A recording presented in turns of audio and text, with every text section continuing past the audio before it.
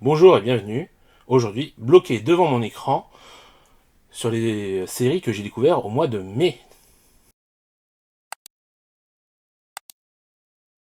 On commence avec la série HPI, donc Haut Potentiel Intellectuel, avec Audrey Fleurot dans le rôle titre.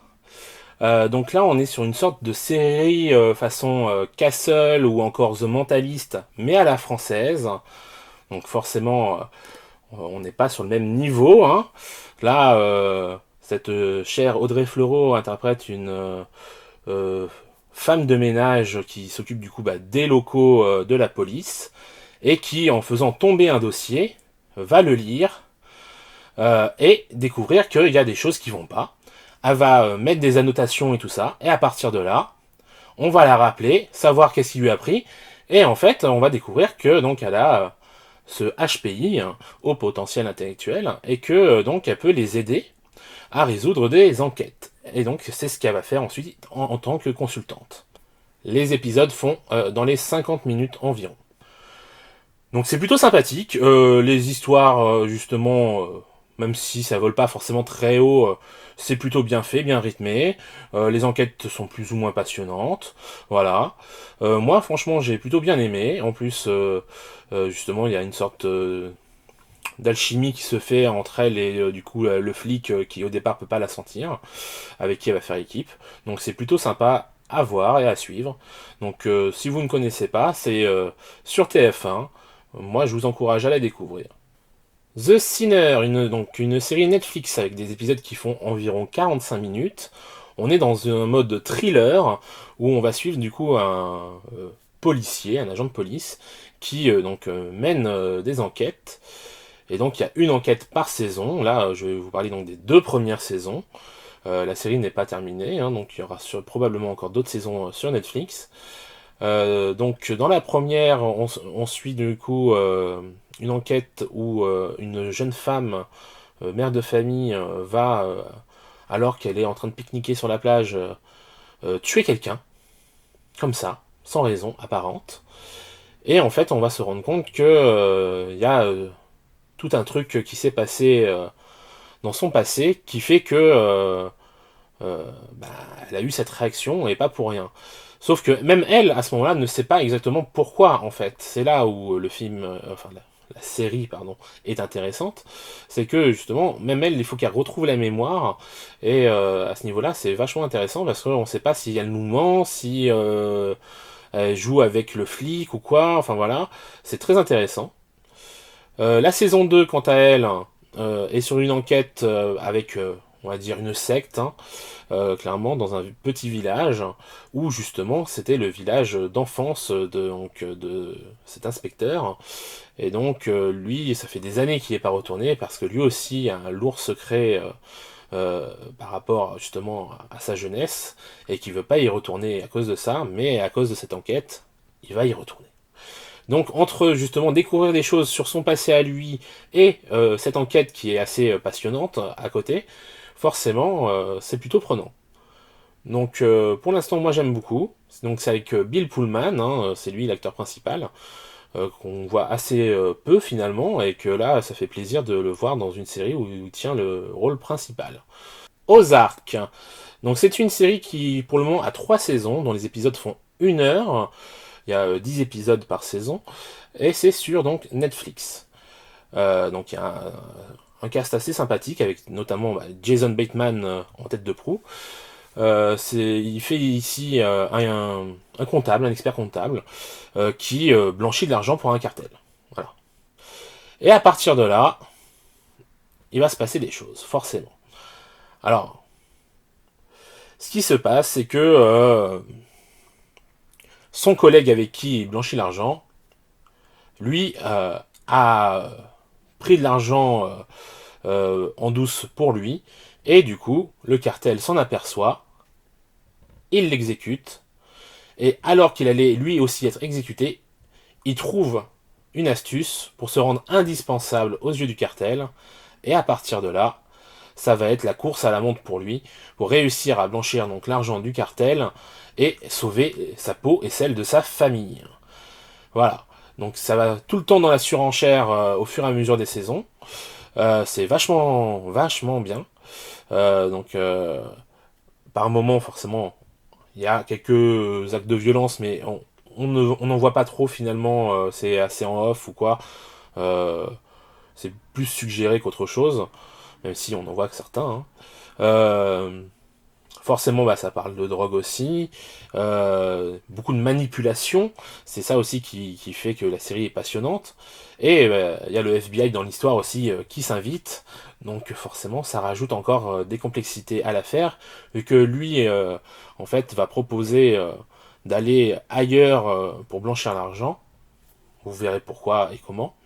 Et dans justement ce nouvel endroit, il va aussi devoir faire face à d'autres concurrents, ce qui fait que ça va pas faciliter sa situation.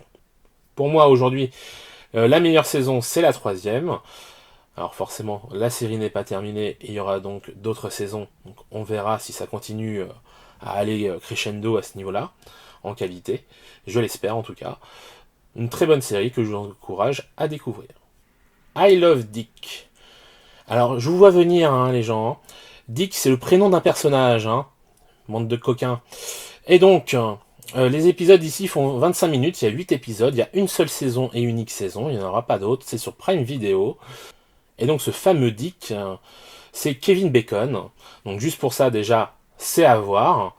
Et en fait, il se trouve qu'il y a un couple qui va arriver donc, dans le village où il habite, notamment avec donc Catherine Anne, euh, la sorcière qu'on a pu voir dans Vendavision.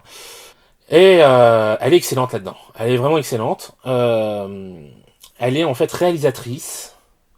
Elle vit normalement, il me semble, à New York avec son mari, qui lui est écrivain. Et en fait, lui, il est invité donc à un colloque dans ce village où justement le personnage de Kevin Bacon a invité justement son mari pour ce colloque parce que lui-même est artiste.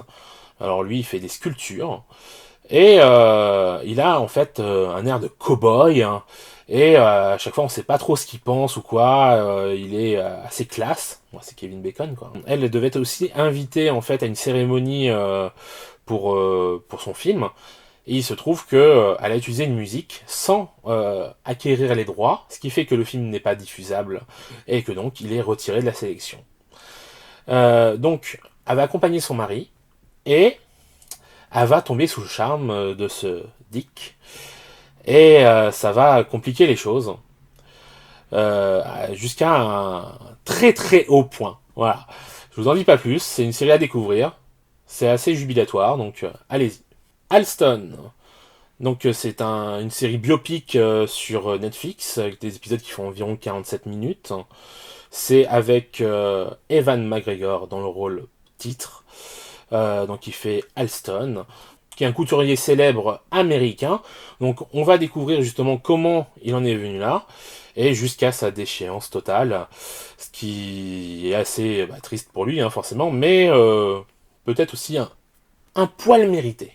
Voilà. Donc c'est assez passionnant à voir parce que forcément Evan McGregor est génial dans le rôle.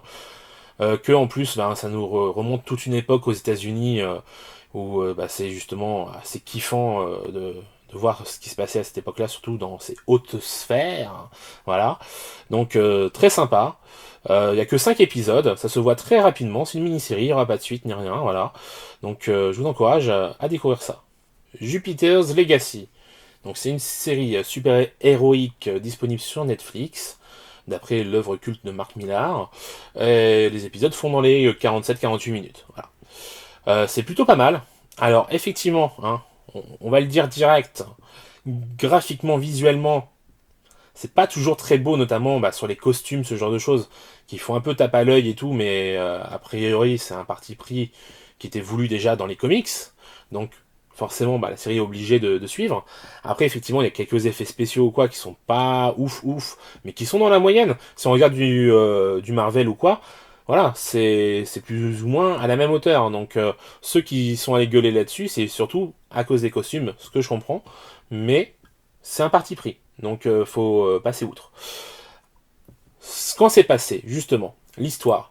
Donc elle nous raconte justement comment euh, aujourd'hui des super-héros qui ont été là depuis plusieurs dizaines d'années, voire une petite centaine d'années, ont justement bien réussi à, on va dire, à apporter la justice, mais en même temps, il y a des super vilains qui maintenant sont aussi présents, ce qui fait que ils ont plus de boulot qu'avant, mais qu'au départ il y avait qu'eux qui avaient des pouvoirs. Et il y a aussi une nouvelle génération avec leurs enfants. Et voir comment justement ces enfants vont ou non prendre la suite, parce que certains forcément sont plutôt réfractaires, parce que comme ils ont jamais vu leurs parents ou quoi, parce que justement ils étaient tout le temps sur le terrain pour sauver un tel ou quoi, et certains sont un peu des renégats, alors que d'autres, au contraire, veulent prendre la suite, mais ont du mal à être à la hauteur des exigences de leurs parents. Voilà. Donc c'est très intéressant à ce niveau-là. On n'a pas encore eu ce genre de choses, il me semble, dans les adaptations de comics et super héroïques. Donc à ce niveau-là, c'est très intéressant. Et sinon, on est sur quelque chose pour moi qui vient questionner justement aussi. Bah, est-ce qu'ils ont le droit de faire ça comment aussi par rapport à leur rôle aussi de parents, etc. Il y a plein de choses qui sont remis justement en cause, qui en général sont pas du tout employées dans les autres séries ou films sur le sujet. Ce qui là est vraiment passionnant. Et il y a en plus un parallèle avec justement comment la première génération a acquis leur pouvoir.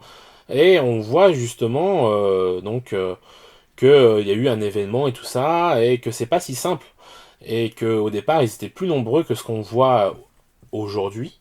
Donc il y a des choses qui sont passées. Et donc on a envie de découvrir tout ça. Et il y a des quelques surprises, et surtout il y a un cliffhanger forcément qui donne envie de découvrir la suite. Donc pour l'instant il n'y a qu'une saison, et moi j'ai envie de découvrir la suite parce que franchement c'était plutôt pas mal.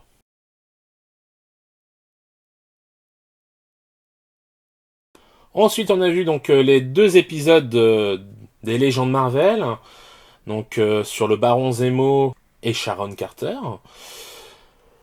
Oui, ça fait le taf comme d'habitude, hein. Moi, vous savez ce que j'en pense de cette série. Euh, je trouve que c'est assez inutile. Mais bon, je poursuis parce que quand je commence quelque chose, j'ai envie d'arriver jusqu'au bout, voilà. Mais effectivement, c'est pas foufou, comme d'habitude. Mais là, peut-être que c'était un peu plus nécessaire que d'habitude, parce qu'effectivement, j'avais pas forcément en tête toutes leurs apparitions, surtout à Sharon Carter, vu que je sais qu'on l'avait vu un certain nombre de fois.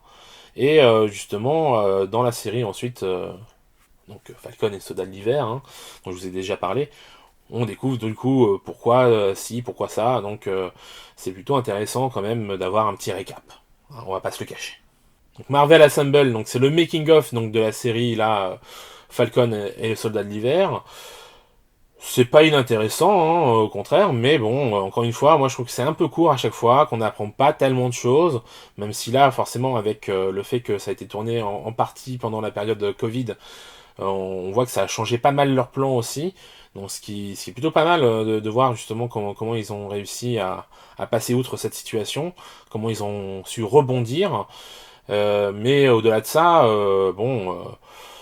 c'est toujours assez nombriliste en mode oui on est géniaux d'avoir fait ci d'avoir fait ça voilà bon la série est ce qu'elle est mais c'est pas non plus une merveille quoi Puis j'ai fini avec The Holiday Movies Admit Us où il y a que deux épisodes donc sur Elf et sur l'étrange Noël de Monsieur Jack. Ça faisait un moment que j'avais envie de découvrir cette série étant donné que je suis d'autres séries du même genre sur Netflix.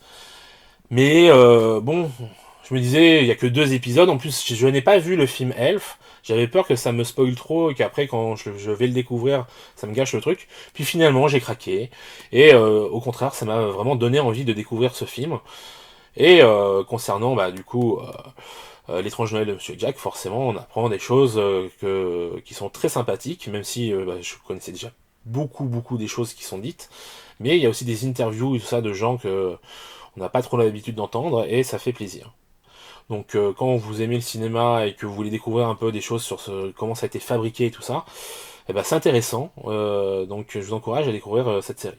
Voilà, c'est tout pour ce mois-ci. Sur ce, ciao!